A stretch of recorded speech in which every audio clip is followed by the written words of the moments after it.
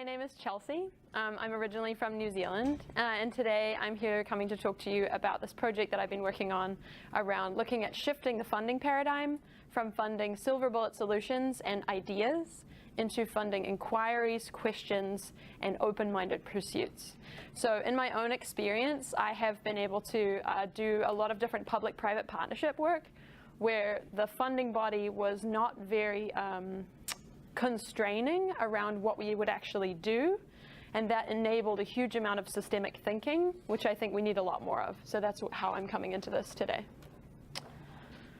So firstly, just to paint a little bit of context, and then I'm going to dive into our project specifically. So what we're seeing broadly around the world right now is a huge amount of interlocking crises that no amount of small kind of pinprick interventions are going to tackle alone. No government can tackle them alone, no foundation can tackle them alone, no social entrepreneur. So we're starting to see more behaviors coming around collective action. You know, we're hearing the word collective impact a lot. We're looking at what is a type of social entrepreneurship that's more mindful around who do I need to mobilize and get in the room with me, rather than just how many shoes do I need to sell. So there's a shift happening.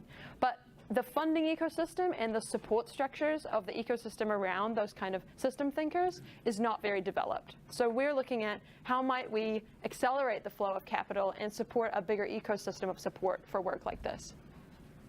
The existing frame of thinking, the existing paradigm, is very much from the industrial era. So it's, you know, the words that I've got up here on the screen today are linear. So we assume linear cause and effect. You know, if I do this, this thing will happen. It's also fragmented. So it's looking at, here are all these different pockets. How do I put my money into each little pot and make a small difference in each of those realms? It's predictive. So it's saying, I know, I can guarantee you, Mr. Funder or whatever, I can guarantee you that when you give me this many millions of dollars, I will save this many lives, which at the moment is a very hard bet to make. And it's institutional. So it's looking at, you know, organizations, entities. It's very centric around the sort of institutional power paradigm. So the transition that we're looking to enable and to enable its popularity is a nonlinear belief of how change happens. You know, the angle at which cause and effect happens is actually an oblique angle, to use a word that Indy Johar uses. It's also not fragmented. What we want to see is connected. So we want to see a joined up set of efforts, and we want to see an emergent set of strategies rather than a predictive set of strategies, because we really don't know what's happening, and the only way we can find out how to make change in a system is to interfere with it.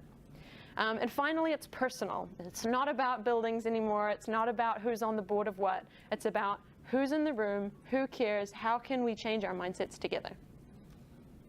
So last piece of context is just, this is how we're kind of seeing the space at the moment, and I just want to hone in on the central piece, this definition of this word system entrepreneur. We've heard the word social entrepreneur a lot. At the moment, mainly what that means is you're running a socially minded business. What we want to introduce here is that the system entrepreneur can play a key role in financial brokerage and orchestration of communities of organizations and people that want to tackle a shared set of issues together. So the gray arrows symbolize kind of an older paradigm of directly funding key single issue organizations or service providers, and instead we want to enable this kind of piece in the middle. This may seem indirect, or it may seem like an intermediate tree in terms of funding, but I think what we're going to actually see is that it's a huge value add in the context of the complexity that we're trying to address. So what are we doing? We're a team of 4, and what we're looking to do is increase the number of well-resourced collective action processes, which focus on understanding what's needed across a system rather than assuming and try to find a silver bullet. So in our own work, we're using this philosophy ourselves. We're being very question-driven. We're not making assumptions about what we think will actually make a change in the funding space. And we ourselves are a team of these people. We've done a lot of brokerage ourselves. Some of the team members have over 20 years experience in philanthropy, while some of us have over 10 years each in system work of various kinds, whether it's mental health or water or whatever it might be. So what we're hoping to do is uncover the key success factors that actually could make a difference. So what are the leverage points in the system in a conversation with a foundation or in a conversation with a government? How could they hone their strategy differently? And what are the key success factors there? As well as on the system entrepreneur side or the entrepreneur side in general. What new words could they be using? What new strategies could they be using to actually kind of bring these two frames of thinking together? So I'll go into the challenges in a second. So overall, hopefully we can make more good things happen. So we have this incredible team, right?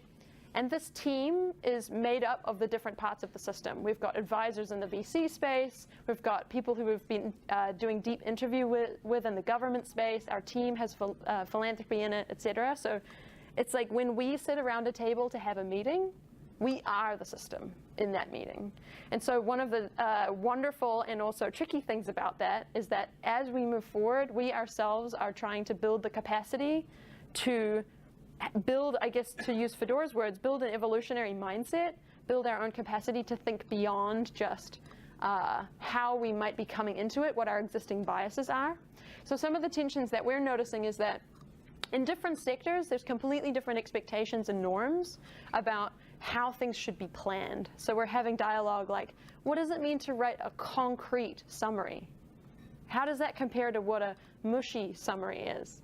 It's completely different definitions of, oh, well, I think this is really clear and straightforward on an entrepreneurial side, and on a philanthropic side, it might be like, actually, that's really confusing for me still. So we're having those conversations in our group, and I think that's allowing us to also have deep empathy and have more transformative conversations outside our group.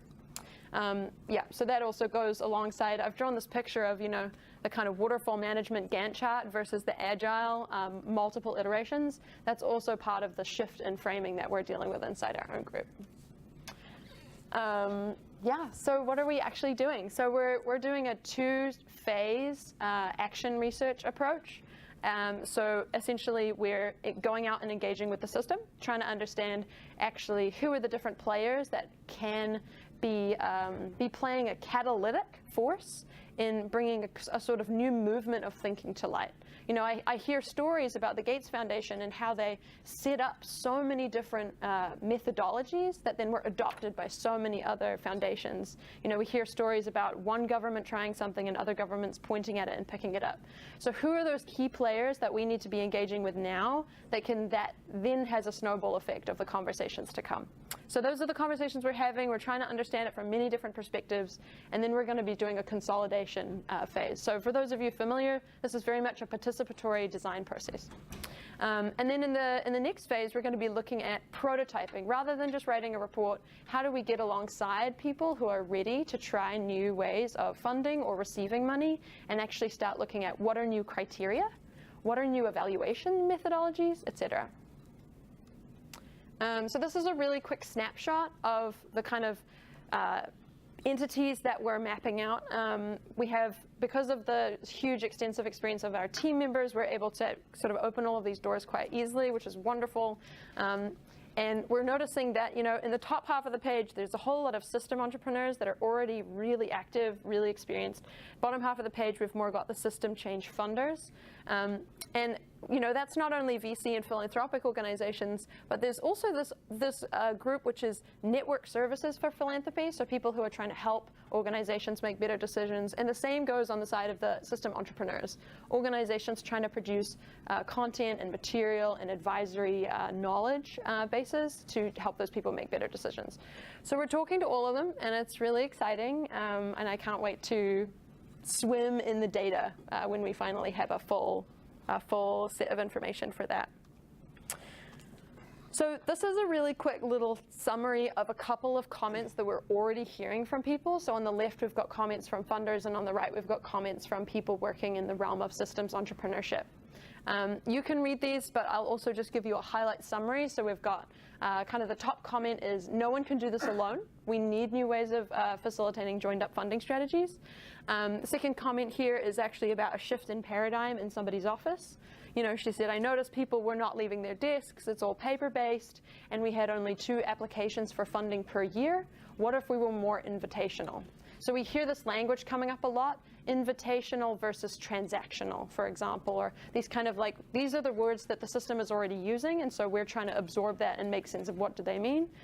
So what this case study actually enabled was they got rid of funding rounds entirely, and they started providing 10K lump sums for people to invest in asking a question, and then after that, and they would do that with the entrepreneur. Say, I care about this community, I care about what health issues it's suffering from, or whatever it might be. Will you come on a journey with me? And so they totally restructured their strategy to look like that, which is fantastic. This system entrepreneur interview is the same, it was funded by the person on the left. So it was interesting to get two sides of that story as well. So we're starting to hear stories like, this person saying, when we received $450,000 to make a difference to mental health, we had to use radical transparency practices to enable our board and our decision makers and the people governing this kind of emergent entity to actually work together to work out what the best next step was, because predetermined solutions were actually pushing them in the wrong direction, as he says here. So what's next steps? Basically, for the next 6 months, we've got this sort of overview of what we're doing. We're doing a huge interview phase and engagement phase. We're gathering data, harvesting insights, reporting on those insights, and then seeking prototyping partners. Yeah. And just to close out, different ways that would be awesome to have support for this initiative is essentially case studies is the #1. So if you are working with people thinking in this way, either you've tried to raise money or you failed to raise money in this paradigm, or if you're facilitating money in this paradigm, whatever it might be, we would love to hear your stories and your perspectives and the words that you use. Additionally, basically the more resources we can get into this work, the more time we can put in. So we're really open to conversations about what it means to receive gift money, or what it might look like to actually have an exchange of services. So we're also offering strategy services for the creation of your 2018 funding strategy, for example. How do we take what we're learning and put it in your best kind of new innovation strategy? So those are the invitations, and I think that's me.